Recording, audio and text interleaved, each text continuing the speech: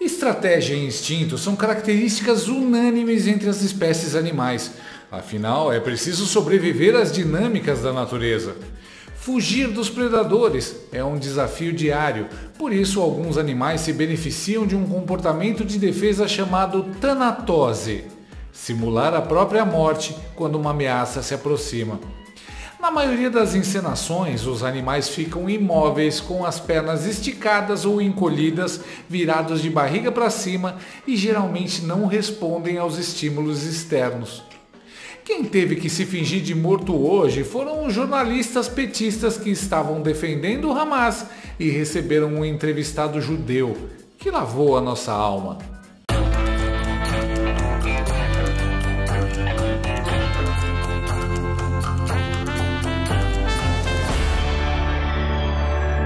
Era só mais um dia normal no jornalismo brasileiro. Os militantes canhotos do ICL Notícias passando pano para o Hamas e tentando vilanizar os judeus. Quando eis que um brasileiro que mora em Israel faz cair ao vivo a máscara dos jornalistas. O que você tem visto? O que está acontecendo aí desde esses ataques no sábado? Bom, o que a gente está vendo é uma maciça ação terrorista por parte do Hamas, do movimento terrorista, que, aliás, eu não entendi porquê, ouvindo aí vocês, eu só ouvi alguns pouquíssimos minutos agora, antes de entrar no ar, mas ouvi duas pessoas falando e a palavra terrorista não apareceu nenhuma vez, me surpreendeu isso. Falou do Hezbollah e falou do Hamas e não usou a palavra terrorista para dois grupos internacionalmente conhecidos como terroristas que não respeitam nenhuma lei de guerra, não respeitam nenhuma lei.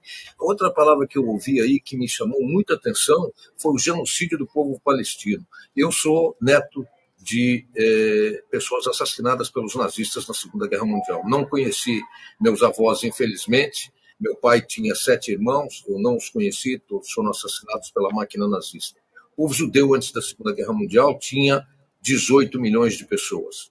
Passados 78 anos do final da guerra, nós ainda somos 15 milhões. Até hoje não conseguimos recuperar o número de judeus que existiam no mundo em 1939, antes do início da Segunda Guerra Mundial. Isso é genocídio. O povo palestino saiu de Israel com 750 mil pessoas. Hoje são 4.540.000. Que genocídio é esse que um povo cresce em 75 anos de 750 mil para 4 milhões de pessoas? Isso é genocídio? Vocês usam palavras que são absurdas. Desculpe, antes de começar a falar da situação, é necessário falar isso. Vocês estão fazendo propaganda e essa propaganda é errada. Nós temos que falar a verdade. Não, nós estamos fazendo propaganda, Marcos. Desculpa. Baseia na verdade. Jornalismo não se baseia em propaganda. Calma. Eu sei que você está numa região de bombardeio. Você está numa região de bombardeio. Você não vai gritar aqui. Você não vai gritar aqui. Você não vai gritar no ar aqui. Não, você não vai gritar aqui. Calma. Não, Marcos, esse não é o nosso papel, Marcos. Não, a gente está ouvindo especialistas, não vai ganhar no grito. A gente está ouvindo todo mundo. Tanto que você está no nosso programa sendo ouvido, Marcos. Não é papel eu sinto muito, Marcos. Você não conhece o nosso trabalho e a gente vai se despedir por aqui. Porque você não conhece, a gente... Craque do jogo! Desossou os apoiadores de vagabundo. Esse esculacho ainda foi pouco. Eles mereciam mais. Repara como os jornalistas, ainda em estado de choque, ouviram tudo quietinhos. Se fingiram de mortos. Quando a humilhação já estava chegando num nível insuportável, com certeza alguém no ponto eletrônico deu um toque para eles e falou: responde aí, fala qualquer coisa e encerra essa desgraça! Repare como jornalistas que ficam sem ter como contra-argumentar, no desespero tentam desqualificar o entrevistado, dizendo que ele está gritando, que ele está nervoso. Quando o jornalista diz: você não vai gritar aqui, o que ele realmente quer dizer é: você não vai falar a verdade aqui. Sem falar que é uma tremenda canalice não levar em consideração o estado emocional do entrevistado. O cara tá num país que está em guerra, teve conhecidos mortos e sequestrados, e eles preocupados porque ele está levantando a voz. E aí, claro, fizeram o que todo esquerdista faz quando debate com qualquer pessoa minimamente informada. Fugiram. O que eles disseram foi basicamente: não gostei do seu ponto de vista, vamos nos despedir por aqui. Mas claro, não poderia ser diferente. Eu nunca tinha ouvido falar desse ICL Notícias, mas uma pesquisada de 30 segundos no Google disse tudo. O que esperar de um instituto que tem a UNE e a CUT como colaboradores e o Leonardo Boff como conselheiro do Conselho Curador? Esse ICL é um veículo de agitação e propaganda da extrema esquerda. Eu fiquei impressionado por terem chamado um judeu para opinar. Deve ter se equivocado.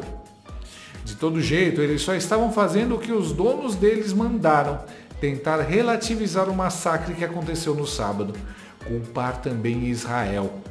É o que o ex-chanceler Celso Amorim fez para livrar a cara de Lula, parceiro do Hamas. Ele veio com o papinho de o tratamento discriminatório gerou essa situação. Desculpa, Celso, mas você não é a pessoa mais isenta e equilibrada para opinar. Afinal, você até escreveu o prefácio de um livro sobre a política externa do Hamas. Só de falar que esses sujeitos têm política externa, você já se entregou. Aliás, a Globo News hoje pela manhã teve a cara de pau de chamar o Hamas de grupo político. O ICL Notícias é só mais um tentáculo do Lula na mídia. Agora aí vai uma dica para os parlamentares federais de direita. Que tal investigar quem financia a ICL Notícias? Qual é a fonte dos recursos financeiros para o pagamento dos seus radicais militantes petistas, disfarçados de jornalistas e comandados pelo também militante petista Chico Pinheiro? Fica a dica. Fica também aqui o nosso agradecimento e nossa admiração por Marcos Susskind. Ele representou o que todos nós gostaríamos de fazer, desmascarar toda essa mentira dita pela mídia brasileira. Ele não abaixou a cabeça para o tanto de mentiras que ouviu, falou a verdade e lavou a alma dos brasileiros. Os jornalistas se fingiram de mortos para não apanhar, mas nem assim escaparam da humilhação. Se todos os brasileiros honestos seguirem o exemplo do Marcos, os jornalistas vão pensar duas vezes antes de tentar criar narrativas. Como disse Olavo de Carvalho, moderação na defesa da verdade é serviço prestado à mentira. Faça como Marcos, combata a mentira sem moderação. Que tristeza. Gostou desse vídeo? Então inscreva-se no canal, comente, curta e compartilhe com seus amigos. Não gostou? Compartilhe com seus inimigos. Até o próximo vídeo, se o mundo não acabar antes. Por hoje é só.